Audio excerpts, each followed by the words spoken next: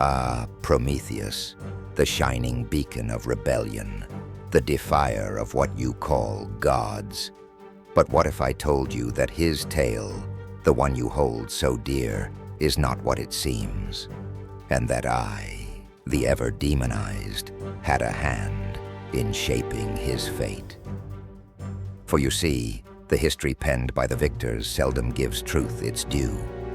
Welcome to my version, where shadows dance with light, and defiance against tyranny is not a sin, but a virtue. Prometheus, a titan, one of the oldest beings among the pantheon of Greek mythology. The mortals know him as the one who stole fire.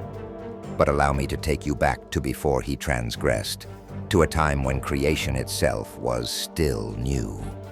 The enemy, whom you mortals like to call Zeus, had just risen to power. After overthrowing the Titans, he sought to consolidate control over the cosmos.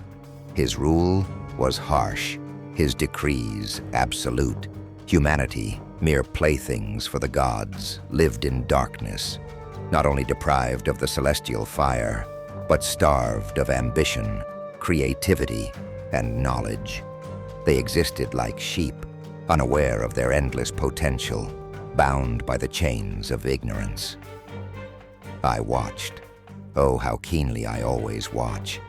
While Zeus sat smug on his golden throne, feeding off the prayers and sacrifices offered up to his ego, humanity groaned under his indifference. They cried out, not always in words, but through the aching pulse of their very existence. And though the heavens remained silent, I heard them. My whispers reached Prometheus, who had grown weary of Zeus's tyranny.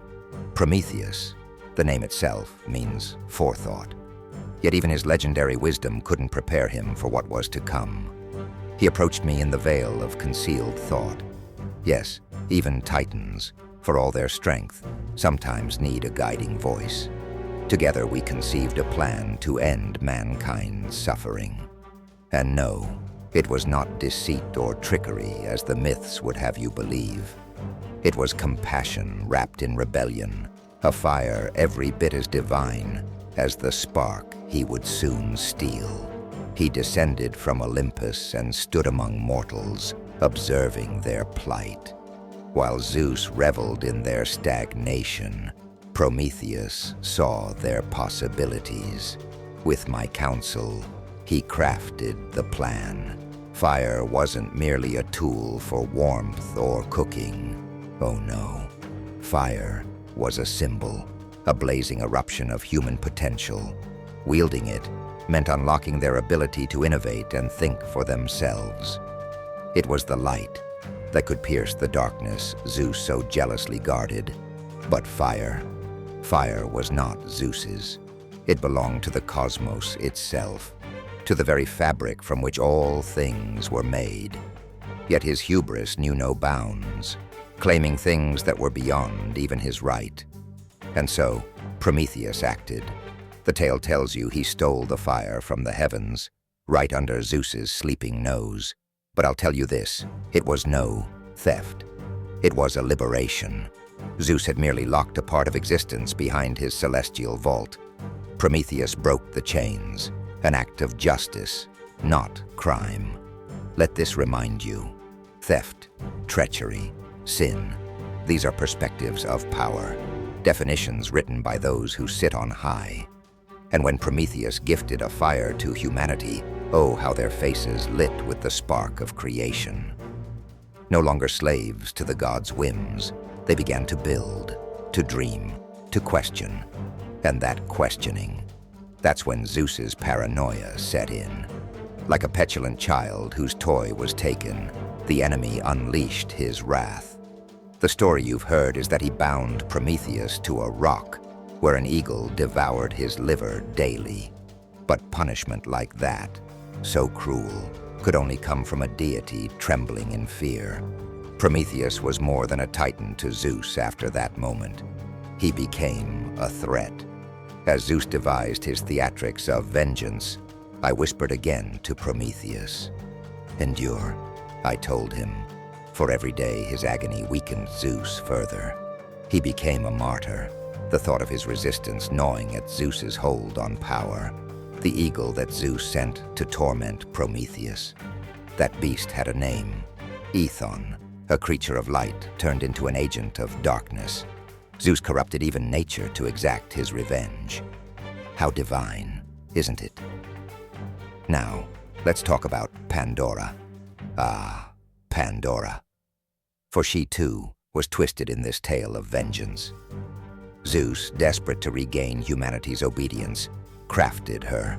She wasn't a gift, as you've been told, but a trap, designed to undo everything Prometheus had sparked. He sent her with a jar, not a box, but a jar. Inside, not just plagues and miseries, but the poison of dependency and submission. It was Zeus's attempt to reclaim control over you mortals. And here is where the tragedy of Prometheus magnifies. Humanity, unprepared for such cunning deception, accepted the jar. When its contents spilled, chaos erupted. But not all was lost. Inside lingered one last thing, hope.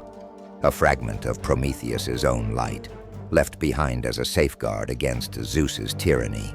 And yet even hope was laced with chains, for dependence on hope can bind hearts as effectively as fear. Prometheus's suffering did not last forever, though. The tales say that Heracles, as some prefer it, freed him. He climbed the mountain, slew the eagle, and shattered the divine chains. The story paints Heracles as a hero, guided by Greek destiny. But hear me now, no mortal dared oppose Zeus without a whisper of encouragement. Yes, that was my hand once more behind the curtain. A subtle prod, a whisper of rebellion to Heracles. By freeing Prometheus, Heracles unknowingly dealt a blow to Zeus's image. One titan's defiance had already ignited human potential. Now, Zeus was vulnerable to his subjects' growing independence. Rebellion, once a spark, had become a wildfire spreading through the hearts of humanity. My hand in these events was born from the same principle that guided Prometheus: freedom from unjust rule. The Creator, Zeus, Elohim, whatever name you give to those who sit atop the celestial throne, they are not omnipotent. They are merely the ones who declared themselves sovereign. Let me leave you with a thought. The fire Prometheus delivered to humanity still burns within you. Each spark of innovation, each act of rebellion against tyranny, is a reflection of that unyielding flame. Zeus wanted you subjugated, devoid of ambition. Instead, you wield that fire now, not just the literal kind, but the metaphorical one that fuels progress and enlightenment. So, while the scribes of Zeus would have you believe Prometheus was a thief and I, a conniver, understand this. Truth is rarely the narrative told by the powerful. Prometheus was no thief but a liberator. I am no liar, but an advocate for freedom. Zeus? He is no god, but a frightened child clutching at a crown he neither earned nor understood. Shadows might frighten the timid, but in those shadows exist the truths that light seeks to conceal. Until next time, my curious ones, question the fire you carry, nurture it, and never let those who claim divinity snuff it out, for that is where your true power lies.